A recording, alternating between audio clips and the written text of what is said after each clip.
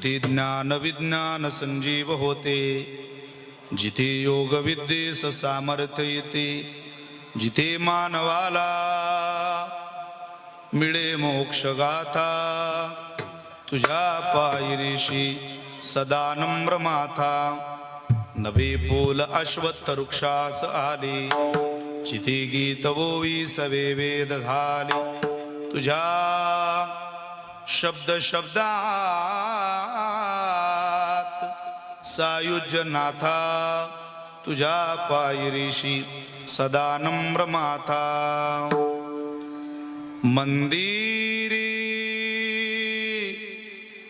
कळस बोलला, शिगावी मंदिरात. मंदिरी कळस बोलला, शिगावी मंदिरात. शिगावीच्या भूमीवरती संत गजानन योगी. शेगावीच्या भूमीवर संत गजानन योगी. समाधी घेऊन ऋषी पंचमीला गईवर लागा बारा, गईवर लागा बारा. मंदिरी कळस बोलला, शिगावी मंदिरात.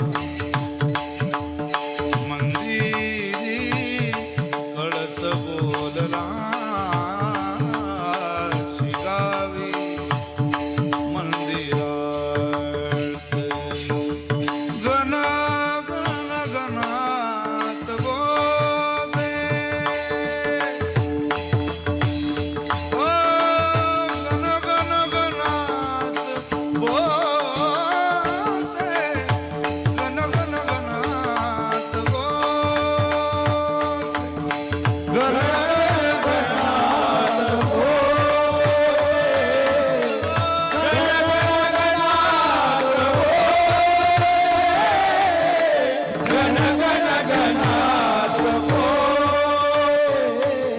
मस्तक हे पायावरी,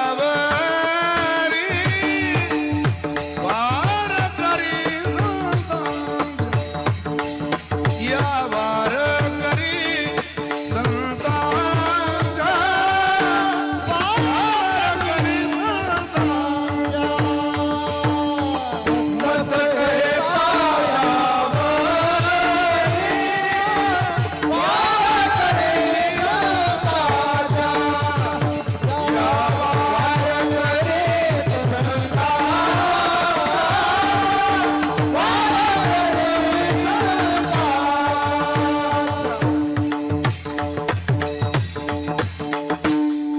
प्रतिवर्षी पंढरपुरा इति महाद्वारा हरी भेटी.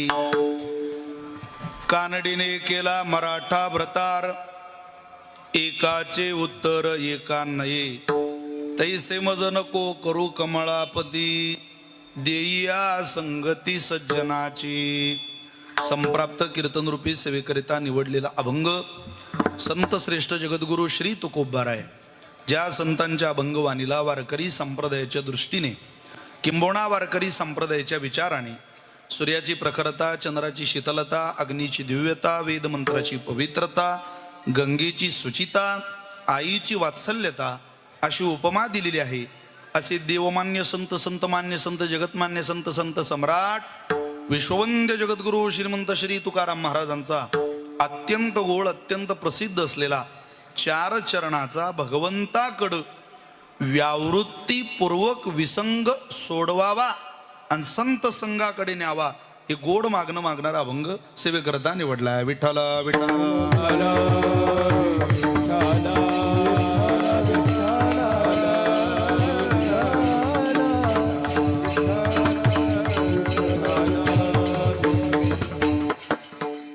संकल्पित वेळी त्या अभंगाचा काही स्वभाव, काहीच चिंतन वेळेच्या मर्यादेमध्ये मांडण्याचा निश्चितच प्रयत्न करणार आहे. पुण्यनगरीच्या पवित्र कुशीत वसलेलं आपलं हे मोई नावाचं गाव. ज्या मोई नावाच्या गावामध्ये अकारण कारण करुणा वरुणालय जगदाधार रुक्मिणी प्राण संजीवन असलेला भगवान पांडुरंग परमात्मा, या परमात्म्याचा गेल्या 7 वर्षापूर्वी, तसं यंदाचं 8वं वर्ष संपन्न होत आहे. आपल्या सगळ्यांच्या मनामध्ये मानस आला, आपण खूप चांगल्या पद्धतीनं भगवंताचं मंदिर, पांडुरंग परमात्म्याची माता रुक्माईची मूर्ती आणि खूप भव्य दिव्य सोहळा आपण साजरा करून कलशारोहण संपन्न केलं. आणि आज 8 वर्ष कलशारोहणाचा उत्सव वर्धापन दिन म्हणून आपण सगळेजण साजरा करीत आहात. मोई ग्रामस्थांच्या चरणी मी साष्टांग दंडवत करतो, प्रणिपात करतो. ज्ञात अज्ञात संत सज्जन महानुभाव, ग्रामस्थ मंडळी, वर्गणीदार, सप्ताह समिती, कमिटी आदी करून सगळीच मंडळी, त्यामध्ये विठ्ठल रुक्मिणी मंदिर बांधकाम कमिटी, विठ्ठल रुक्मिणी भजनी मंडळ, वर्गणीदार, तद्वत या कार्यक्रमाला उपस्थित संत सज्जन मायबाप, परिसरातून या मंदिराप्रती श्रद्धा असलेली आणि या कार्यक्रमाप्रती आत्मीयता असलेली उपस्थित असलेली सगळी ज्ञानोबराय तुकोबरांची साधक मंडळी, या सगळ्यांच्या चरणी मी साष्टांग दंडवत करतो, प्रणिपात करतो. तसं मोईमध्ये माझं हे 4थं कीर्तन आहे. सप्ताहातलं दुसरं आहे. मला वाटतं नाथसाहेबांच्या दरबारामध्ये एकदा आलो होतो आणि गेल्या वर्षी बरोबर 31 डिसेंबर माझ्याकडे तुम्ही दिला होता. नवीन वर्ष 2024 मोईत आमचं सुरू झालं, म्हणजे रात्री इथंच होतो ना. पुण्यनगरीत दिवस चालू झाला की माणूस विदेशात जातो असा अनुभव मला मागच्या वर्षी आला. त्यामुळं म्हटलं नको पुणे जिल्हा सोडायला, पुन्हा एकदा पुणे जिल्ह्यात थांबू. कारण गेल्या वर्षी पांडुरंगाचा आशीर्वाद घेऊन आम्ही इथूनच सगळे दुबईला गेलो. 7,000 लोकांमधून राम मंदिराकरता ज्यांना ज्यांना निमंत्रण मिळालं त्या देशातल्या 7,000त माझ्यासारख्या सामान्य कुटुंबातल्या पोराचा नंबर लागला. मी स्थापनेला गेलो. या सगळ्या गोष्टी 2024मध्ये अगदी कल्पनेच्या बाहेर झाल्या, घडल्या. ठीक आहे, मराठी वर्ष जरी सुरुवात होत नसलं तरी कॅलेंडर बदलतंय बाबा. बदलणारं कॅलेंडर मोईत बदललं. मागच्या वर्षी आपण माझ्या हस्तेच कॅलेंडरचं ओपनिंग आपल्या वार्षिक वर्धापन दिनाच्या निमित्तानं आपण जे करत असतात त्याचं अनावरण केलं. आणि याही वर्षी पुन्हा 2025चं कॅलेंडर आपल्या सगळ्यांच्या हातामध्ये. विठ्ठल रुक्मिणी मंदिर समिती, गावकरी या सप्ताहामध्ये यशस्वीरित्या हा उत्सव पार पडण्याकरता गेली अनेक महिने जी मंडळी सातत्यानं प्रयत्नशील आहे त्या सगळ्यांना मनापासून धन्यवाद आहे. सगळ्यांना मनापासून धन्यवाद देतो आणि माझ्या सेवेला प्रारंभ करतो. विठ्ठल विठ्ठल गाडी वाजवा, बोला पुंडलिक वरदा श्री ज्ञानदेव विठ्ठल विठ्ठल.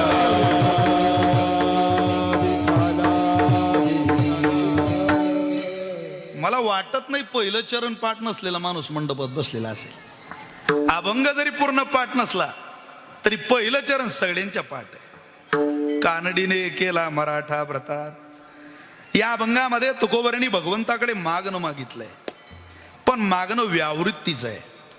कधी कधी अन्वयाचं संतांचं बोलणं असतं आणि कधी कधी संतांचं बोलणं हे व्यतिरेकाचं असतं. अन्वय आणि व्यतिरेक एकाच सेकंदात आपल्या सगळ्यांच्या लक्षात येईल. भगवान असा आहे, असा आहे, असा आहे, असा आहे, असाच आहे असं सांगणं याला अन्वय म्हणतात. आणि तो असा नाही, असा नाही, असा नाही, असा नाहीच असं सांगणं याला व्यतिरेक म्हणतात. म्हणजे भगवान सत आहे, चित आहे, आनंद स्वरूप आहे, दयाघन आहे, स्वखरूप आहे, कृपाळू आहे, उदार आहे असं पांडुरंगाबद्दल बोलणं हा पांडुरंग परमात्म्याचा अन्वयाचा परिचय आहे. आणि भगवान असत नाही, जड नाही, दुःखरूप नाही, लयरूप नाही असं सांगणं हा पांडुरंग परमात्म्याचा व्यतिरेकी परिचय आहे. देवा हे चिदान दे गा देवा हे अन्वयाचं मागणं आहे. आणि तैसे मज नको करू कमळापती हे व्यतिरेकाचं मागणं आहे. विठ्ठल विठ्ठल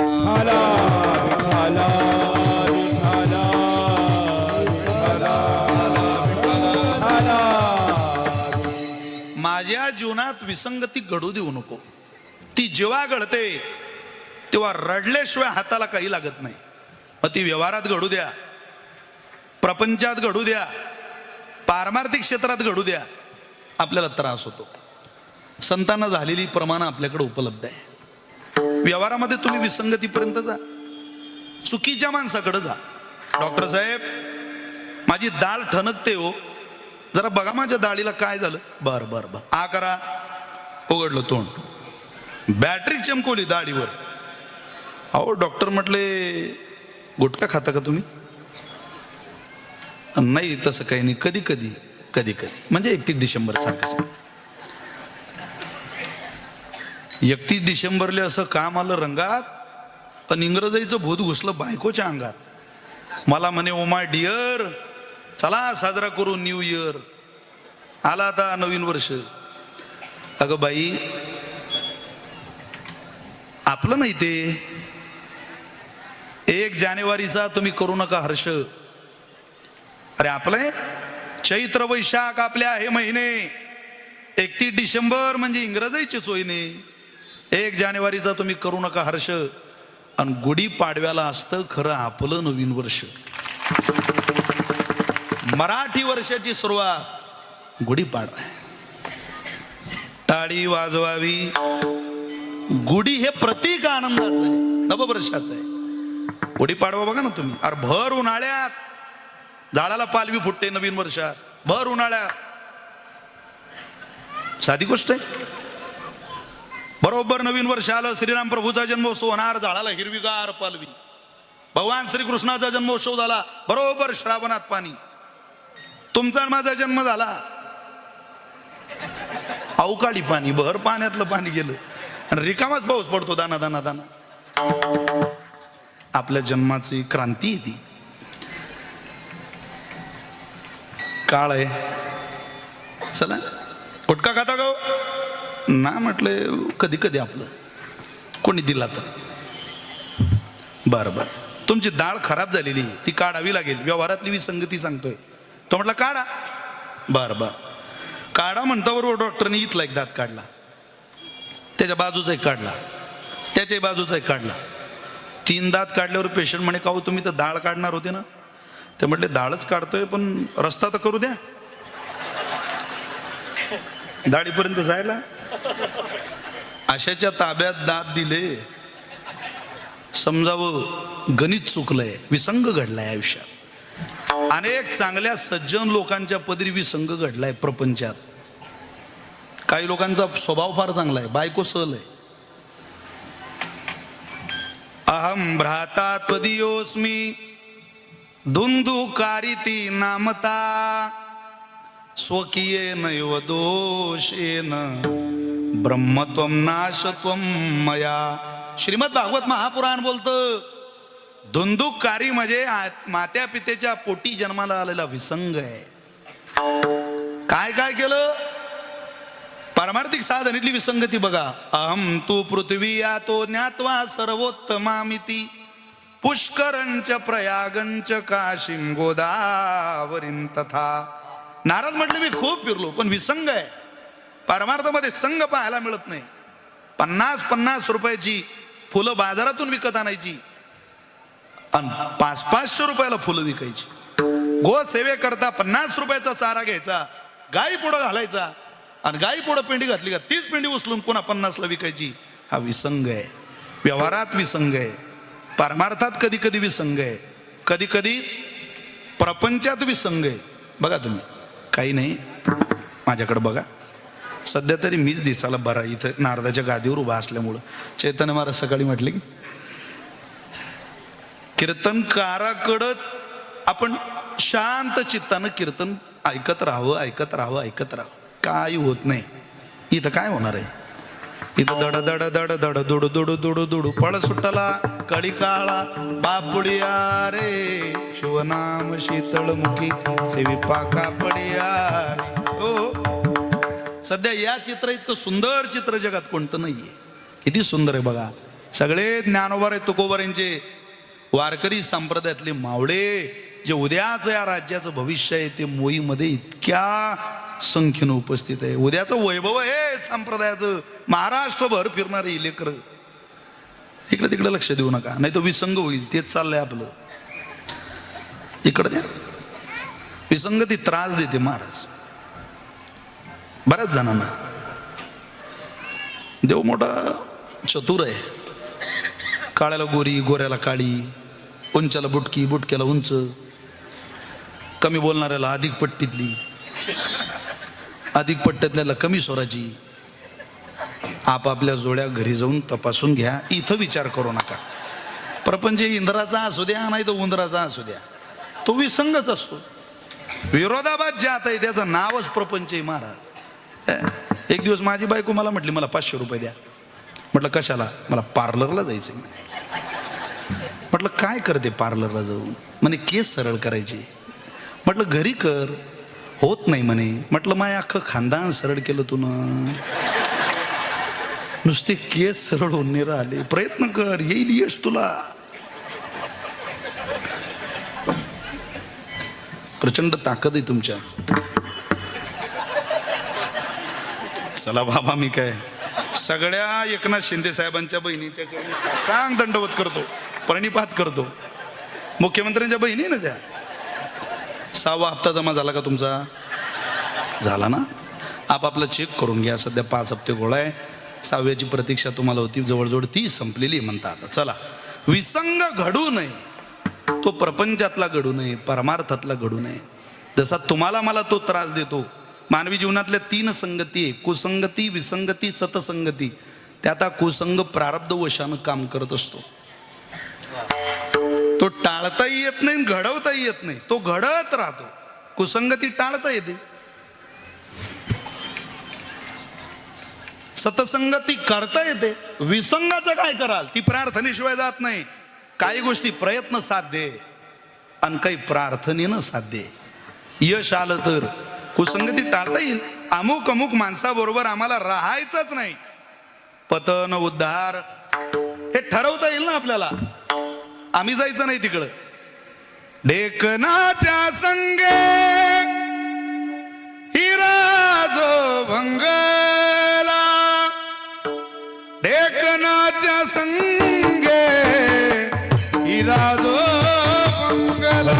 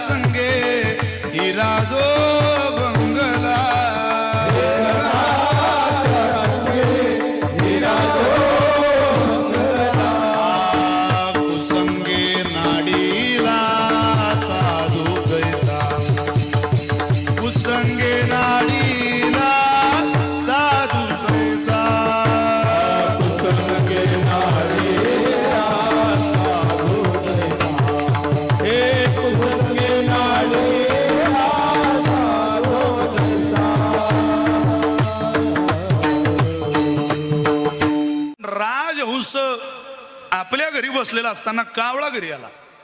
त्यानं बसायला जागा दिली. एका पांदीवर राजा बसलेला, राजहंस, आणि दुसऱ्या पांदीवर कावळा बसलेला. दोघांच्या गप्पा चालू होत्या. त्या नगरीचा राजा खाली विश्रांती करता चाललेल्या यांच्या गप्पा. एक उन्हाचा किरण मधातूनच त्या राजाच्या डोळ्यावर पडायला लागला. बिचार झोपलेला होता.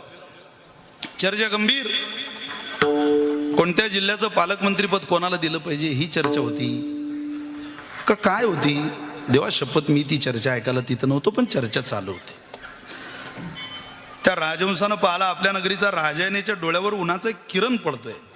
तो तिरीप त्याच्या डोळ्यावर पडता कामा नाही म्हणून राजहंसानं आपले दोन्ही पंख पसरले त्या खालच्या झोपलेल्या तुमच्या माझ्या प्रदेशाच्या राजाला शांती दिली, झोपू दिलं. आपल्या समोरचं हे उपकाराचं उदाहरण कावळ्यानं लक्षात न ठेवता ज्या वेळेला राजहंसाचा निरोप घेतला त्यावेळेला येतो म्हणून ओट्टा ओट्टा कावळ्यानं राजाला गंध लावला. ज्यांना कळलं त्यांना मी धन्यवाद देतो. याच्या पलीकडे मला सांगता येणार नाही खाली येऊन. राजाला जाग आली. रागानं लाल झालेला राजा धनुष्याला बाण लावला, तानकन बाण सोडला. जसा सुटला राजवंशाला लागला, खाली पडला. त्याला विचारलं, का रे लेका, तू राजा मी राजा, मेला कसा, मरावं लागतंय तुला? त्यानं दिलेलं उत्तर खूप गोड आहे. संगत करे बडे की तो बळत बळत जाए, लेकिन संगत करे नीचे की तो फिर फिर धोका खाए. याच्या सहवासामुळे मरावं लागतंय. मला हा टाळायला पाहिजे होता, पण कुसंग टाळता आला नाही, तो बाजूला टाळावा लागतो.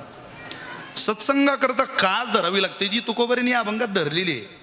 पण नंबर 2 क्रमांक ज्या सहवासाचा आहे तो विसंग आहे, तो टाळावा लागेल. त्याचा प्रभाव आयुष्यावर पडता कामा नये. मानवी जीवनामध्ये काही गोष्टींचा प्रभाव असतो आपल्यावर, काही गोष्टींचा विशेष प्रभाव असतो. कशा कशाचा प्रभाव असतो? पहिल्यांदा तर मनुष्यावर काळाचा प्रभाव होत राहतो. जसा जसा काळ बदलेल चालेल, त्या काळाच्या दिशेनं मनुष्य वाहत राहतो, चालत राहतो, चालत राहतो. तुम्ही बघा ना, अगदी गुरुजीच्या निरोपापासून वर्तमानपत्र आली, वर्तमानपत्रानंतर संदेश आला. अगदी आपण मेसेज करायचो पण इनबॉक्सला टेक्स्ट मेसेज करायचो छोट्या मोबाईलमध्ये. तेही डेव्हलप झालं, अँड्रॉइड आलं. सिस्टीम बदलत जात आहे, डेव्हलपमेंट होत राहते.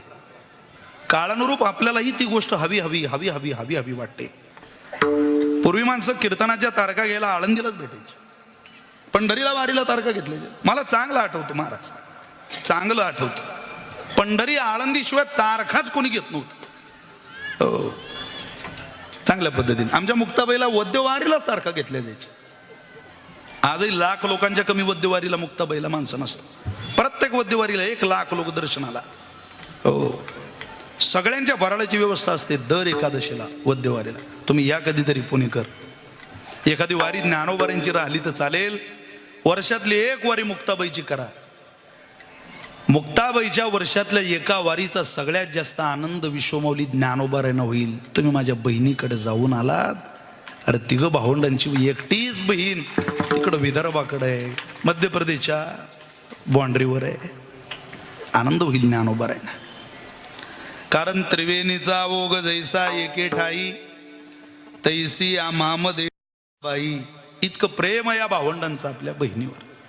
चला, तारखा तिथंच घ्यायची. आता फोन आलं, व्हॉट्सअप आलं, काळ बदलला महाराज. तुम्ही बघा, जमाने में बदल आजकल हो रहा है. किती बदल झाला? घुसरकर महाराज आवडीनं म्हणायचे, जरा गौर से देखो तो सब पाप बढ़ रहा है. जमाने में बदल आजकल हो रहा है. जरा गौर से देखो तो सब पाप बढ़ रहा है. जमाने में बदल. कहता था इतिहास यहाँ पर दूध की नदियां बहती थी, हरे भरे इस देश की जनता खुशहाली से जीती थी. पर आज यहाँ पर ना मिलती है रोटी, दही दूध माखन की आशा भी झूठी. लाखों करोड़ों में कटती है गैया, कैसे खुश रहेगा कृष्ण कन्हैया. इस दुनिया का खेल खिलौना सब ही उसके हाथ में. जमाने में बदल आजकल हो रहा है. जरा गौर से देखो तो सब पाप बढ़ रहा है. जमाने में बदल, ओ जमाने में बदल. आवडीनं म्हणायची. काळ बदलतोय, काळाचा तुमच्या माझ्यावर झालेला परिणाम आहे. ज्यांनी काळाचा परिणाम माझ्यावर होऊ नये या भूमिकेत उपासना केली त्यांना वेळोवेळी प्रभावित होऊन भगवंताला मागून घेतलं, देवा आम्हाला नकोय बरं हे, आम्हाला तो काळ दे. चिंतने सरे तो धन्य धन्य काळ, चिंतने सरे तो धन्य धन्य काळ, चिंतने सरे तो धन्य धन्य काळ, चिंतने सरे तो धन्य धन्य काळ. सकळ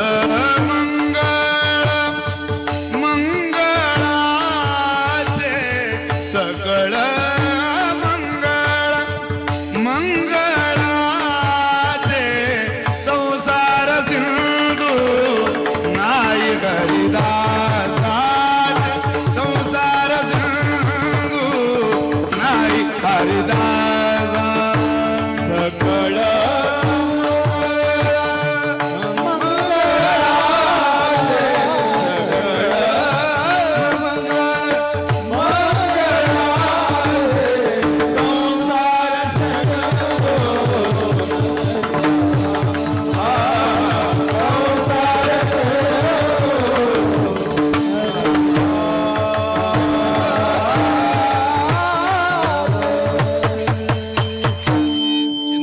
सरे तो धन्य धन्य काळ, देवा काळ सारावा चिंतने, एकांत वासी गंगा स्नानी, देवाच्या पूजनी प्रदक्षिणा तुळशीच्या. काळ प्रभावित करत असतो माणसाला, म्हणून काळ बदलला तरी भक्ती साधनेत बदल होऊ नये याकरता काळाचा प्रभाव आपल्या ताब्यात राहावा, आपण त्याच्या ताब्यात राहू नये. आपला घर सांभाळण्याकरता काळ महत्वाचा असतो. म्हातारपण टिकवायची इच्छा असेल, बसलेल्या मंडळींना माझी हात जोडून प्रार्थना आहे, म्हातारपणातला काळ सुखद अनुभवायची इच्छा असेल तर तारुण्य चांगलं व्यतीत करा. दिवसभर इतकं चांगलं वागावं की रात्री सुखानं झोप लागली पाहिजे. 4 महिने इतके कष्ट करू की 8 महिने सुखानं भाकर खाता आली पाहिजे.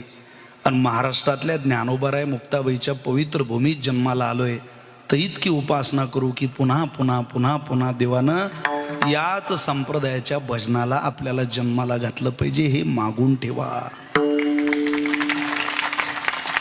काळ प्रभावित करू शकतो तुम्हाला मला. म्हातारपणातल्या सुखाकरता तरुणपणच भक्तीत गेलं पाहिजे महाराज, तसा आनंद ते देत नाही. म्हातारपणातलं गोड नातं निर्माण करा घरात. जीवनातलं सगळ्यात सुंदर मला आवडणार तरी बाबा नातं, मला तरी असं वाटतं नातवाचं ना आजोबाचं आहे, तितकं सुंदर नातं नाही महाराज. काही घरातल्या मुलांचा वडिलांना प्रचंड राग आहे, पण नातवंडामुळं ते घरात आहे. मुलगा धड 2 शब्द सुद्धा बोलत नाही, पण नातू आजोबाला विचारल्याशिवाय जेवत नाही. आमच्या भागातला एक माणूस राग भरून बाहेर गावला गेला. 3 महिने पोरं चुकीचं वागत होते म्हणून घरीच येत नव्हतं. सून बोलते, मुलं बोलतात, बाबा या चुकलं असेल जाऊ द्या, एवढं मनावर घेऊ नका, आई नंतर आमचा सांभाळ तुम्हीच केलाय. पोरं म्हटले या बाबा या बाबा. 3-3.5 महिने म्हातारं घरी आलं नाही.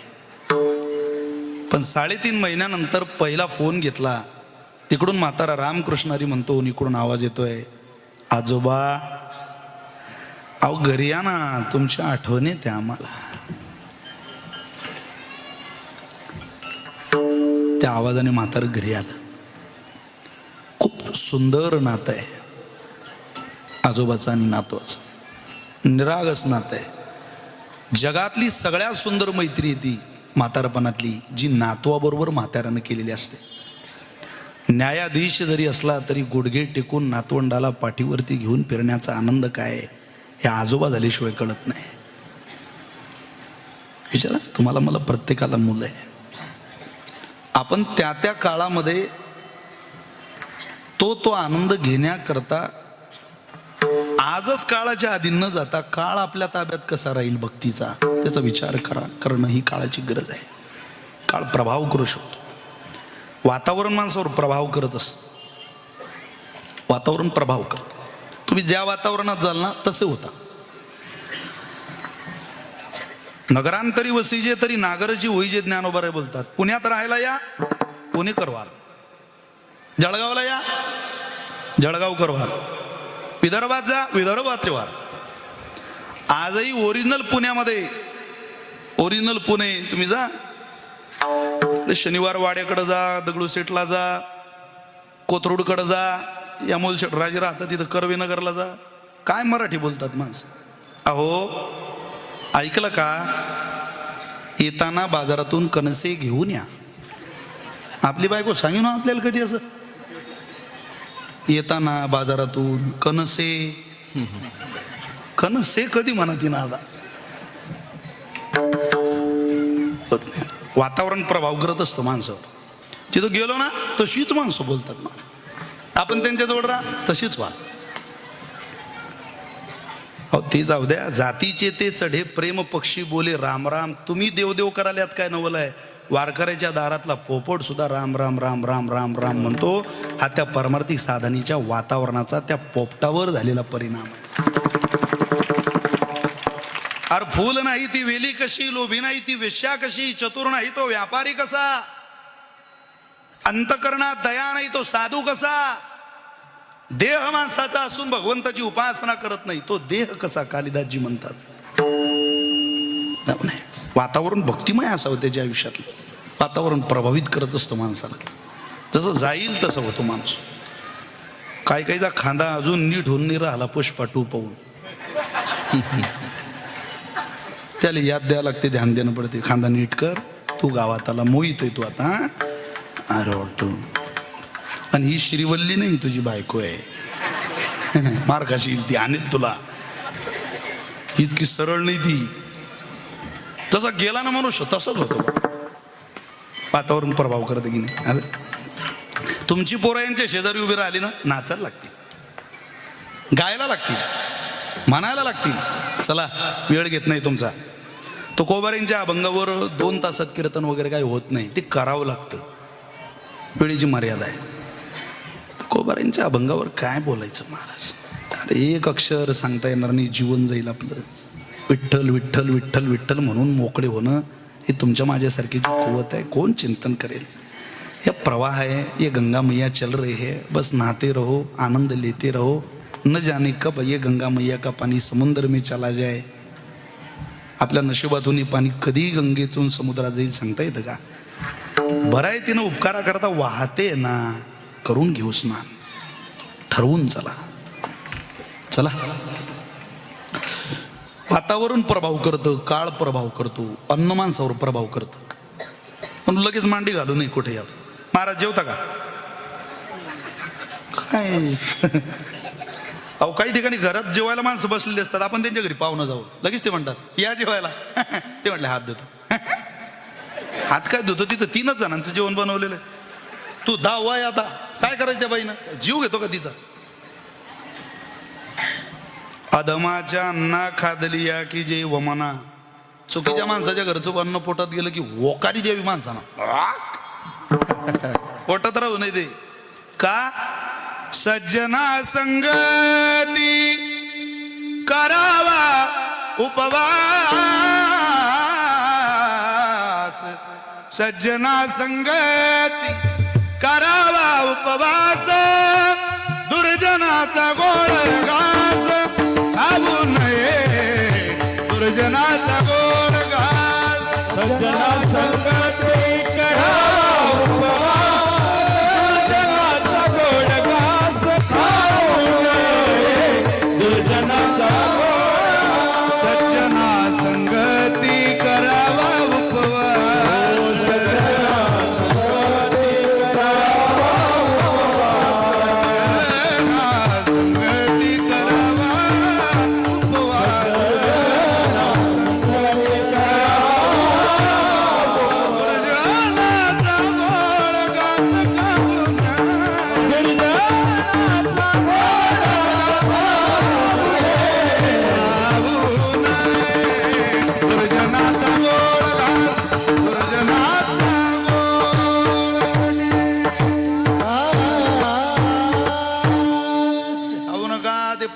करून जाईल. काय खाता कोणाचे घरचं अन्न, रांगा लावून माणसं आणि तिनं द्रव्य कमवलेल्याच्या घरी जेवण मागताय. अरे काय ले का तुझी दयनीय अवस्था. नाही नाही, मोठा माणूस आहे, श्रीमंत आहे, अरे सगळं 2 नंबरच आहे त्याच्या घरात. येड्या, एक पैसा कष्टाचा नाही, घाम गाळून, एक प्रारब्धाचा नाही, सगळ्या मुंड्या पिरगळून आणलंय लोकांचं. काय खातो त्याच्या घरी. मरशील का. कुत्र जीवन जगतंय, तू धडपड करतोय त्याच्या घरी अन्न खायला. ज्यानं पोट जन्माला घातलं त्यानं भरायची सुद्धा व्यवस्था केली आहे. तुझा विश्वास नाही त्या पांडुरंगावर, म्हणून दुसऱ्याच्या दारात अन्न करता. ज्या दारातलं अन्न आपल्या उपयोगाचं नाही त्याही दारातल्या अन्नाची ओढ लागली तुला. काय कळतं तुला. अरे कर्ज काढून ज्यानं पोरीचं लग्न केलं त्याच्या पंक्तीत जा एकदा. 2-4 पानं वाढ भाताचे. पंक्तीला अन्न कमी पडलं, लक्षात आलं की 2-4 भाताची शीता हातात घेऊन त्या गरीब माणसाला म्हण, पाटील काय स्वयंपाक झाला आज, वा काय कन्यादान झालं, काय लोक आली. खूप सुखी राहील आपली बाई. आपल्या बाईचं आयुष्य खूप सुखाचं असेल. वा वा. अन्न नाही तुम्हाला, तुम्हाला भूक लागली आणि पंक्तीला अन्न नाही. ते 2-4 भाताची शीत खाऊन सुद्धा त्याला म्हणा पोटभर जेवलो बर का.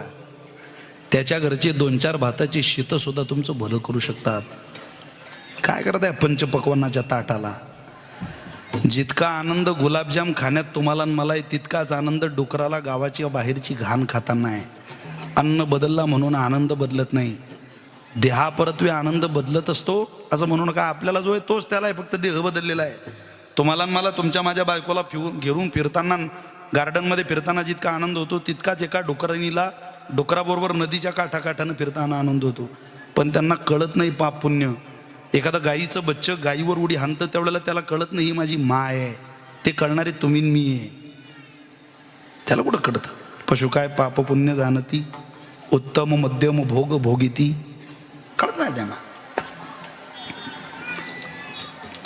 काळ, वातावरण, अन्न, कधी कधी वाचन माणसावर प्रभाव करून जातं. कायचं वाचन. त्या वाचनामध्ये मी डीएडला असताना आम्हाला मायक्रो टीचिंगमध्ये दृकश्राव्य साधनं शिकवली होती. ॲड्युअल व्हिज्युअल एड्स त्याला म्हणायचं. काही साधनं ही श्रवणीय असतात आणि काही व्हिज्युअल असतात, डोळ्यानं पाहायचे असतात. 83% नॉलेज मनुष्य डोळ्यानं कॅप्चर करत असतो. जवळजवळ 83% ज्ञान मनुष्याला डोळ्यानं होत असतो. म्हणून डोळ्यावर कोणत्याही गोष्टीचा प्रभाव होऊ देऊ नका. जे त्याला लागतंय ते द्या. चुकीच्या गोष्टी दाखवू नका त्याला चांगलं दाखवा. जसं मनुष्य वाचल तसं मनामध्ये उमटत असतं. सकाळी सकाळी भोपाळ्या का म्हणावे लागतात. ते उमटतं, पहाट पहाट उमटतं ते. हो, सकाळी सकाळी उमटतं ते. अहो जसं वाचाल तुम्ही. काही लेखकांची वाक्य बघा महाराज, मला माहिती नाही वेळेच्या मर्यादेत किती अभंग सोडवता येईल. तुम्ही वाक्य रचना बघा काहींची. त्या केशव स्वामींचं श्री गुरु देगलूरकर महाराज कायम त्यांच्या वाणीत बऱ्याचदा ऐकायला मिळतं. गोड बोलतात, गोड. ते म्हटलं काहींचं वाङ्मयच तसं असतं. काही नाही, एक माणूस आमराईमध्ये गेला, त्यानं तिथं आंबा खाल्ला. आंबा पडलेले 2 आंबे पडलेले होते, त्यानं ते आंबे खाल्ले. आंबा खाताना त्याला शेताच्या मालकानं पाहिलं, पकडला आणि खूप हाणला. त्याला वाटलं नेहमी माझे आंबे चोरीला जात आहे, हाच खातो की काय. खूप मारलं. एवढंच सांगायचंय. काही मोठं आहे का. काहीच नाही. व्यक्ती आमराईत गेला, आंबे जळून खाली पडले, यानं ते आंबे उचलले, खायला लागला. शेताचा मालक आला, त्याला पकडलं, खूप मारलं. एवढंच सांगायचंय. पण सांगताना काहींची कला बघा वाचनात लेखनात किती विशिष्ट असते. मारवाड भाषेमध्ये केशवांनी सांगितलेलं आहे. काही नाही. आंबे पडे पेड़ छो देखा 2 जना. देखा सो दवड्या नाही, दवड्या 2 जना. दवड्या सो पाया नाही, पाया 2 जण्या. पाया सो खाया नाही, खाया घनो जना. खाया सो रस चाख्या नाही, रस चाख्या 1 जना. रस चाख्या सो पकड्या नाही, पकड्या 2 जना. पकड्या सो कुटीजा नाही, कुटीजा 2 जना. आणि कुटीजा सो रोया नाही, रोया 2 जना. या सगळ्या वाक्याचा अर्थ मी आधी सांगितलेला आहे तेवढा आहे, पण लेखन बघा कसं परिणाम करून जातं. मारवाड भाषेत त्यांनी सांगितलेलं आहे, आंबे पडे पेड शो दवड्या दो जना. आंबे पडले झाडावरून खाली, दवड्या दो जना, पळायला लागले दोन जण. कोण? पाय. बोला जरा. दवड्या दो जना. दवड्या सो पाया नाही, जे पळत गेले त्यांनी उचलला नाही. पहिल्यांदा आंबे देख्या दो जना, देख्या सो दवड्या नाही. आंबे जाळून खाली पडले, कोणी पाहिलं? देख्या दो जना. देख्या सो दवड्या नाही, दवड्या दो जना. दवड्या सो पाया नाही, पाया दो जण. ज्यानं आंबा पाला तो पळत गेला नाही, पळत पाय गेले. जे पळत गेले त्यांनी उचलला नाही, उचलला दोघांनी. चला, पाया दो जना. पाया सो खाया नाही, खाया घनो जना. घनो म्हणजे 32. घनो. खाया सो रस चाख्या नाही, रस चाख्या एक जना. ती एकच आहे. रस चाख्या सो पकड्या नाही, पकड्या दो जना. गरम शेतमालकाला पकडलो, कोणाला? जिबीला, हाताला. पकड्या दो जना. पकड्या सो कुटीच्या नाही, कुटीच्या दो जना. कुटीजा सो रोया नाही, रोया दो जना. परत आहे का? आंबे पडे पेडछो देख्या दो जना, देख्या सो दवड्या नाही, दवड्या दो जना. दवड्या सो पाया नाही, पाया दो जना. पाया सो खाया नाही, खाया घनो जना. खाया सो रस चाख्या नाही, रस चाख्या एक जना. रस चाख्या सो पकड्या नाही, पकड्या दो जना. पकड्या सो कुटीजा नाही, कुटीजा दो जना.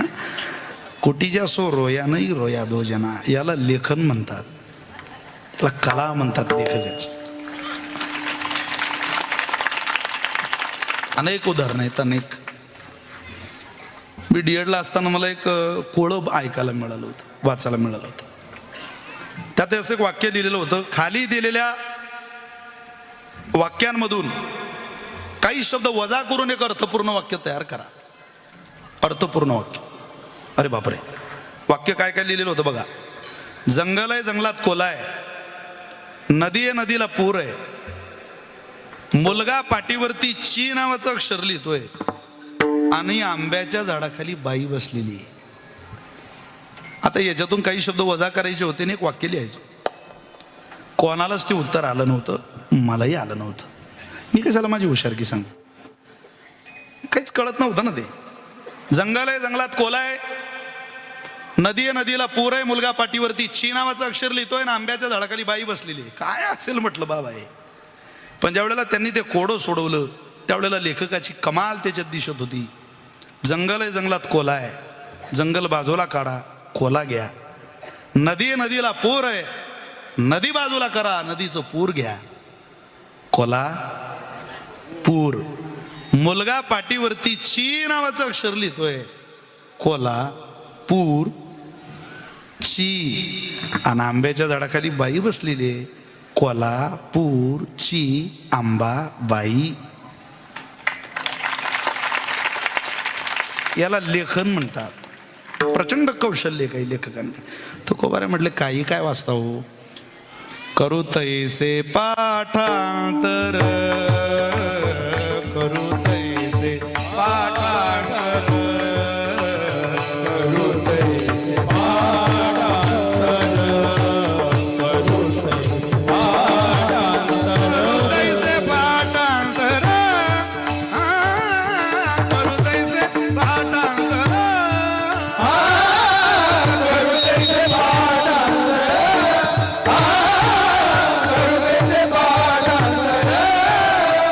करू तैसे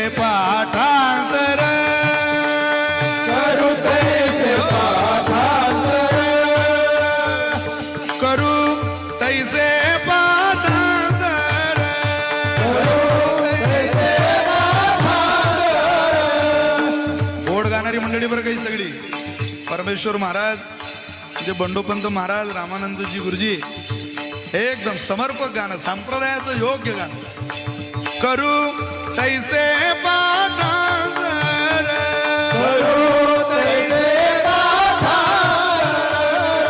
करू तैसे पाठांतर,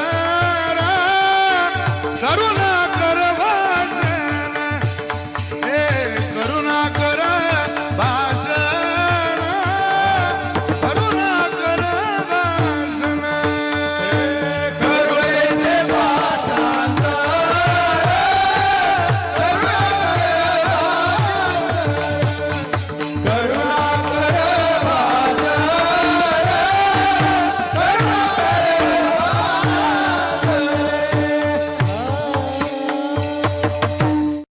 वातावरण, काळ, अन्न आणि वाचन प्रभावी करत असतं मनुष्याला, पण सगळ्यात प्रभावी करतं ती संग आहे. किती प्रभावित करतो? बैसता चोरापाशी तैशीच होय बुद्धी. बैसता ही क्रिया बघा कोणती आहे, वर्तमान क्रिया आहे, चालू क्रिया आहे. बैसता, चोराजवळ बसल्यानंतर अर्ध्या तासानं चोरी करण्याची इच्छा होत नाही. तात्काळ तैशीच होय बुद्धी, देखताची चिंदी मन धावे, पळत सुट्टो चोरी करायला. दोन ठिकाणी बसण्याचं ठिकाण आहे, बैसता चोरापाशी आणि बैसता संताची संगती. कळू आले कमळापती, आपुले कोणीच नव्हती.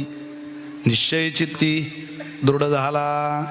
कोणाजवळ बसायचं हे तुम्ही ठरवा, कारण संघात संजायते कामात, कामात क्रोधो विजायते. महाराजांना विचारा ना, असंग संग घडले अन्याय, बहुत धर्म उपाय, न कळे हित करावे ते काय. कळत नाही देवा, नाही केला करविला परोपकार, नाही दयाली पीडिता पर, करू नये तो केला व्यापार, पाहिला भार कुटुंबाचा, नाही ऐकिले गाईले गीत, धरली लाज सांडिले हित, नावळे पुराण बैसल संत, केली बहुत परनिंदा. काय केला मी? काही नाही. पण आता देवा आम्हाला समजलं या इतर गोष्टींचा प्रभाव होण्याजोगा काल आला, म्हणून तुझ्या दारात आलो आणि तुला म्हणतोय, देवा तू आमचा कृपाळ, देवा तू आमचा कृपाळ, देवा तू आमचा कृपाळ, देवा तू आमचा कृपाळ. भक्त जन दीन वत्सल, भक्त प्रतिपाळ दीन वत्सल, दीन वत्सल, भक्त प्रतिपाळ दीन वत्सल. माय तू माऊली स्नेहाळ, माय तू माऊली स्नेहाळ, माय तू माऊली स्नेहाळ, माय तू माऊली स्नेहाळ, माय तू माऊली स्नेहाळ, माय तू माऊली स्नेहाळ, माय तू माऊली स्नेहाळ, माय तू माऊली स्नेहाळ. भार सगळं चालवीसी, भार सगळं चालवीसी, भार सगळं चालवीसी, भार सगळं चालवीसी.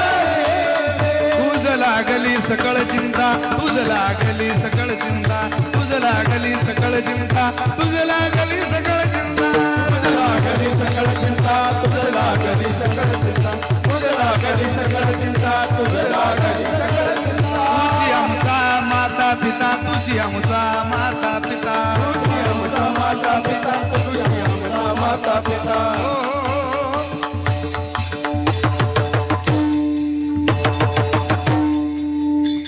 नाट आहे तुकोबारांचा गोड, आता वाटचालीत म्हणत राहायचं आपण. तुझ लागली सकळ चिंता, तुझ लागली सकळ चिंता. देवा अरे तू आहे आमचा, देवा तू आमचा कृपाळ, भक्त जन भक्त प्रतिपाळ दीन वत्सल. माय तू माऊली स्नेहाळ, माय तू माऊली स्नेहाळ. भार सकळ चालविसी, तुझ लागली सकळ चिंता, तुझ लागली सकळ चिंता, तुझ लागली सकळ चिंता, तुझ लागली सकळ चिंता. देवा आता आम्ही थकलोय, या इतर गोष्टींचा प्रभाव आमच्यावर होऊ नये असं जर तुला वाटत असेल तर आम्ही जे मागतोय ते आमच्या पदरात घाल. इतर गोष्टींचा प्रभाव काय करेल महाराज? आम्हाला विसंग करेल, त्रास देईल. नेमकं तुम्हाला कशी विसंगती तुमच्या आयुष्यात नकोय महाराज त्याचा पुरावा दृष्टांत म्हणून देताय अभंगाच्या पहिल्या चरणात. कानडीने केला, कानडीने केला मराठा भतार, कानडीने केला, कानडीने केला, कानडीने केला मराठा भतार, कानडीने केला, कानडीने केला, कानडीने केला मराठा भतार, कानडीने केला, कानडीने केला, कानडीने केला मराठा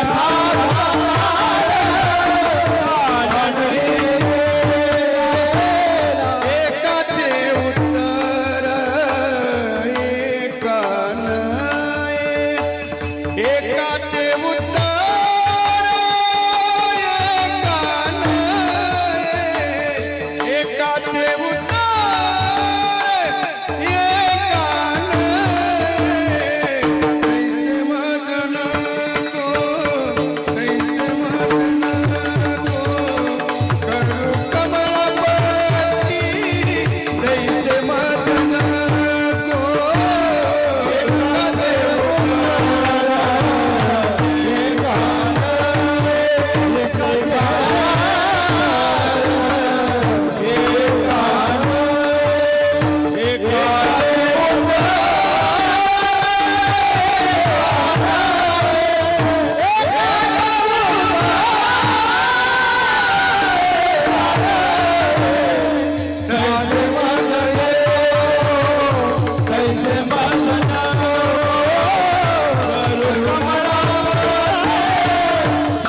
मजन को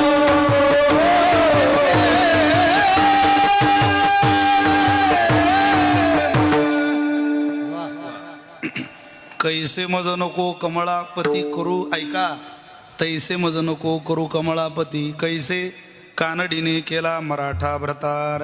उदाहरण दिलंय तुकोबाऱ्यांनी. कर्नाटकच्या बाईनं महाराष्ट्रातल्या माणसाची लग्न केलं. आता इकडे याला भेटतच नव्हती, तो लय जाम झाला इकडं पाहून पाहून पाहून पाहून पाहून पाहून.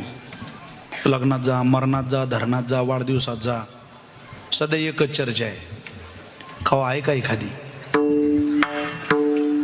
आहे का एखादा असं म्हणणारा माणूस दिसत नाही किरण शेटात, भेटत नाही. ती माणसं गेली, आता काळ बदलला, खूप जाम झाला.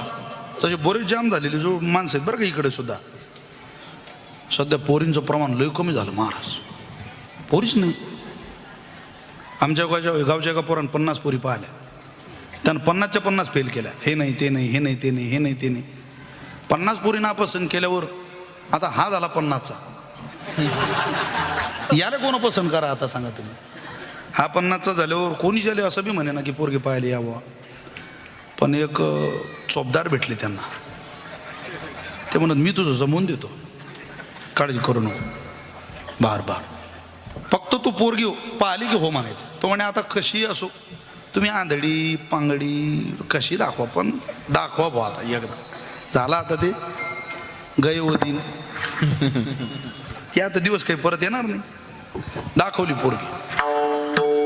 त्या बैठकीत संत अगोदर तर भगवंताला देच म्हणत नाही, आणि एकदा ते म्हटलं तर तुला अपेक्षित आम्हाला देऊ नको, आम्हाला जे लागतं ते तू आम्हाला दे. देई या संगती सज्जनाची, तैसे मज नको रे करू कमळापती. कमळापती म्हणजे हे लक्ष्मीच्या मालका, तुला काय अवघड आहे रे बाबा. अरे अनेकांचे बिघडलेले संसार आम्ही पाहिले, एकाचं एकाला कळत नाही. अभक्ताचे घरी साधू म्हणजे काय व्याघ्रवाळा काय सापडली. भक्ताचा महिमा भक्तची जाणती, किंवा संतांचा महिमा तो बहु दुर्गम, शाब्दिकाचे काम नाही. नाही रे देवा ते आमच्या बसमध्ये, आम्हाला तिकडे घालू नको, आम्हाला तो दे या संगती. एकदा हवा हवा संग मिळाला की पुन्हा देवाला काही मागावंच लागत नाही. महाराज मी त्या दिवशी बोललो, तुम्ही बोर झाले का, मी घरी जाऊ का, एकदम निश्चिंत आहे ना तुम्ही, बार बार घेऊ 2-3 तास, जीव घ्या आमचा. पण प्रेमय पुणेकर, पुण्यातला माणूस निवांत अर्धा तास एका जागेवर, 1 तास एका जागेवर, 2 तास बसलेला एका जागेवर शक्य काय. स्वतःचा स्वतःला प्रश्न विचारा तुम्ही, सप्ताह सोडून कीर्तन सोडून काय गोरक्षक खोटे काय बसतच नाही. मोई म्हणजे पुण्याचं श्रीमंतीतलं पिलू आहे, गोंडस पिलू, जिकडं पाव तिकडं वेर हाऊस वेर हाऊस असं वाटतं आपलंही व्हावं एखादं इकडं. इच्छा करायला अडचण काय, स्वप्न पाहायला, स्वप्न माणसानं चांगले पाहिले पाहिजे. पण प्रारब्ध तुमचं बलवान आहे, नशीबवान आहे तुम्ही. पुण्यनगरीच्या इतक्या पायथ्याशी तुमचं गाव आहे. आनंद पुण्यनगरीत आहात म्हणून नाही, सध्या पुण्यनगरीतली सुद्धा बरीच गावं बिघडलेली आहे. पण पुण्यनगरीत राहून सुद्धा तुमची मुलं बाळण, तुमच्या माता भगिनी मांड्या घालून विनयानं अत्यंत श्रद्धेनं कीर्तनाला श्रवण करतात. किती आनंद आहे. काय रांगोळी काढली बायांनी पहा बरं जरा. अरे किती प्रेम असेल. त्या रांगोळ्या काढणाऱ्या माऊलींचे 2 तास गेले असतील. साधं प्रेम आहे. 2 तास बाय दारातली रांगोळी काढत नाही राजू, मंदिराच्या बाहेरची रांगोळी पाहत राहील माणूस, पाहत राहील. त्याला नजर लागते रांगोळी पाहायला. त्या बाईची मेहनत दिसेल तुम्हाला. घरी जाता जाता एकदा नजर घाला त्या रांगोळीवर, अरे जीव ओतला त्या माऊलीने त्या रांगोळी. किती प्रेम असेल परमात्म्यावर. त्या फुलांची सजावट मी विचारलं मग अशी, काय फुलांची सजावट केली, कोण आहे ते गावातले तुमच्या. मी त्यांच्या चरणावर साष्टांग दंडवत आहे, प्रणिपात आहे त्यांच्या चरणावर. काय सुंदर दिसते बघा. एक एक दृश्य बघा. ज्यांनी पांडुरंगाचा हातचा शृंगार केला त्यांच्या शृंगाराकडे बघा. तुम्हाला मला बघायला वेळ नाही, पण देव बघतोय बारीक नजरेनं. रांगोळी काढणारीला, दगड उचलणाऱ्याला, पट्ट्या अंथरणाऱ्याला, पंक्तीला वाढणाऱ्याला, इथं प्रत्येकाकडे भगवंताची नजर आहे. प्रत्येकाकडं. समितीचं दुर्लक्ष होऊ द्या, गावकऱ्यांचं दुर्लक्ष होऊ द्या, पण ज्याच्या करता हे सगळं चाललंय त्या पांडुरंगानं दुर्लक्ष केलं नाही म्हणजे झालं जीवन खूप आनंदात जातं. महाराज कोणा आपल्याकडे लक्ष द्यावं या भूमिकेत परमार्थ करू नका. चालत राहा. तो मात्र पाहायला तयार आहे, आणि त्याला पाहायचं का एक डोळा आहे. ममत्वे तामवानी गुणकथन पुण्येन भवतः पुन्हा मिथ्यरतेस्मिन. बघा पुष्पदंत उवाच बोलतायत. मधुस्पीता वाच परममृतम निर्मितवतस तव ब्रह्मन किं वागपि सुरगुरोर्विस्मय पदम. ममत्वे तामवानी गुणकथन पुण्येन भवतः पुन्हा मिथ्यरतेस्मिन पुरमथन बुद्धिरव्यवसिता. एका राक्षसानं सांगावं, देवा तुझं वर्णन 1000 मुखानं होत नाही, कारण तू 1000 डोळ्यांनी आशीर्वाद देतो, 1000 मुखांनी कृपा करतो, 1000 तो हातांनी सांभाळतो, 1000 पायांनी धावत येतो देवा.